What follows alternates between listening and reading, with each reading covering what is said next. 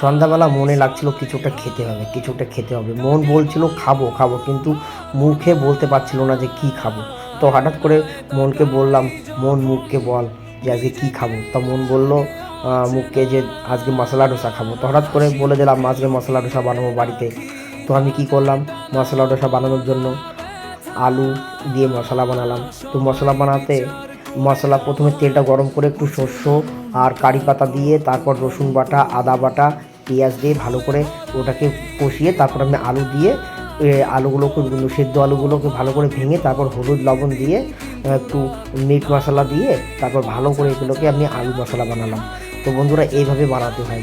আর যারা মানে এইভাবে খেতে চাও তারা এই প্রসেসটা ফলো করবে। দেখো আলুটা আমি কী সুন্দরভাবে বানাচ্ছি, নরম কিন্তু খেতে খুব সুন্দর, মনে হবে মাংসর মতন করে টেস্ট করে বানিয়েছি আলুটা। দেখি বুঝতে পারছো কেমন হয়েছে। এই আলু মশলা দিয়ে ভাত আর ডাল দিয়ে খেলেও খুব সুন্দর লাগবে। তো বন্ধুরা এইভাবে আমি মশলাগুলো বানিয়ে নিলাম। মশলাটুক বানানোর পরে আমি এর ভেতরে এখন গরম মশলা দিচ্ছি, হালকা করে মিট মশলা গরম মশলা মিক্স ছিল, এই আমার ডাব্বায় করা ছিল। তো এগুলোকে দিয়ে আবার ভালো করে মিশিয়ে নিলাম।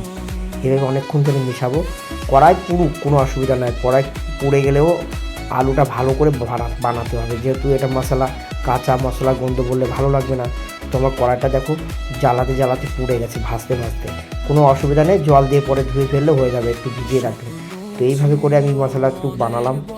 তো বন্ধুরা খুব সুন্দর রেসিপি, মশলা ডোসা, বেশি অসুবিধা হয় না বানাতে, যে কেউ বানাতে পারবে। আমার এক পিস আলু থেকে গিয়েছিলো, এই আলুটা আমি দেখিনি, তো আমি এর ভিতরে আবার দিয়ে ভালো করে মাখিয়ে নিচ্ছি। তো মশলা ডোসার যে মশলা তো বানালাম। এখন ধোসা বানানোর জন্য সিদ্ধ চাল আর বিজলির ডাল, না হলে হচ্ছে কলাইয়ের ডাল, এগুলোকে ভিজিয়ে রাখতে হয় 3 ঘন্টা। ভিজিয়ে রেখে তারপর মিক্সচারে মানে ভালো করে পিষে নিতে হয়। তো আমার এগুলো সব করা আছে, আমি করেছি 3 ঘন্টা আগে।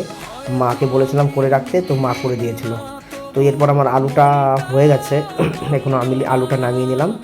তো আলুটা একটু ভালো গরম ছিল, কড়াটা নামিয়ে আমি এখন মশলা ডোসা বানাচ্ছি। দেখো বন্ধুরা, ওহো হো কী সুন্দর হয়েছে মশলা ডোসা, যে কেউ বানাতে পারবে। আর অপশনাল, যে ঘি পছন্দ করে ঘি খাবে, নাহলে বাটার দেবে, নাহলে সাদা যে কোনো রিফাইন অয়েল দেবে।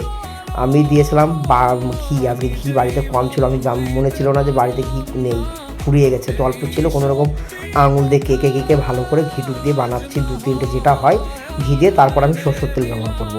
এই দেখো বন্ধুরা, একটু ঘি কম হয়েছিল, হালকা সরষের তেল দিলাম। তো বন্ধুরা দেখুন, আমি এখন এটাকে রোল করব। দেখ কত সুন্দর হয়েছে, পারফেক্ট হয়েছে। আমার মশলা ডোসা বানানোর তাওয়াটা গরম হয়েছিল বলে আমি একটু জল দিয়ে ঠান্ডা করে আবার দিলাম, আবার দিয়ে এভাবে করে আমি বানিয়ে নেবো। এবার আমার ঘি তো শেষ, তো আমি আবার সরষের তেল দিলাম। বাটার দিলে খুব ভালো হয়, ঘি দিলে আরও সুন্দর হয়। তো আমার কাছে ছিল না বলে আমি সরষের তেল দিয়েছি। তো বন্ধুরা এইভাবে করে আমি সবগুলোকে বানিয়ে নেব। তো এটা আর একটুখানি হবে। দেখো বন্ধুরা, এটাও খুব সুন্দর হয়েছে, প্রত্যেকটা মশলা ডোসা পারফেক্ট হয়েছে। তো আমি এগুলোকে রোল করে নিলাম। দেখো ফাইনালি আমার মশলা ডোসা রেডি হয়ে গেছে। ভিডিও ভালো লাগলে লাইক, শেয়ার, কমেন্ট করতে ভুলবে না বন্ধুরা। ভালো থেকো সবাই।